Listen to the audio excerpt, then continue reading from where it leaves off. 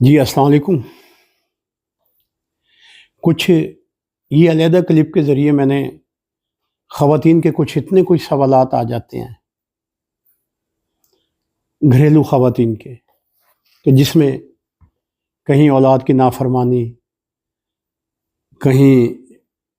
شوہر کی واسطے شکایات، کہیں بے روزگاری کی، کہیں تنگ دستی کی، ایک ہزاروں مثال وہ کیا کہتے ہیں تانتا بن جاتا ہے ان کی باتوں سے، ان کے مسائل سے۔ وجہ ہے بالکل ٹھیک فرماتے ہیں، بالکل ٹھیک فرما رہی ہیں۔ دیکھیے میں پھر آپ سے یہی التجا کر رہا ہوں کہ جو اپنے آپ مشکلات، جو اپنے مسائل آپ مجھے بتاتے ہیں، آپ قرآن سے پوچھیے گا،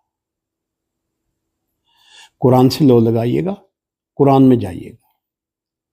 دیکھیے آپ کے جتنے میں مسائل ہیں، اولاد نافرمان ہے، بچے پڑھتے نہیں ہیں، شوہر کماتا نہیں ہے، خرچے اخراجات جو زیادہ ہیں، یہ سارے معاملات جو ہیں، اس کا میں آپ کو سورہ نساء کی آیت نمبر 9 سے لے کے 13 تک، آیت نمبر سورہ النساء 9 سے 13 تک، اس میں کوئی آپ کے لیے اسم اعظم ہے، کوئی اسم الہی ہے، اسے پڑھیے گا اور غور کیجیے گا، پڑھیے گا اور پڑھنا بھی آپ نے عبادت سمجھ کے پڑھنا ہے۔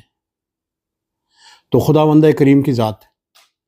حتیٰ کہ یہاں تک کہ جو جن بچیوں کے، جن خواتین کے طلاق کے مسائل، یہ سارے مسائل، ساری چیزوں کا اس میں علاج ہے۔ سمجھ نہ آئے تو جو نمبر نیچے آ رہا ہے اس پہ پوچھ لیجئے گا، میں آپ کو جواب دوں گا، آپ کی اصلاح ہوگی،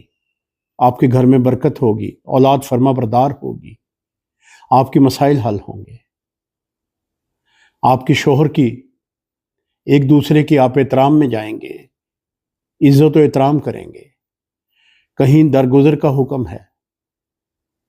کہیں سن کے خاموش ہو جانے کا حکم ہے، سب کچھ ہے۔ نہ سمجھ آئے تو پوچھ لیجئے گا،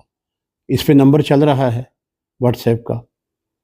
تو آپ پوچھئے گا، میں آپ کو جواب دوں گا۔ والسلام، دعا گو۔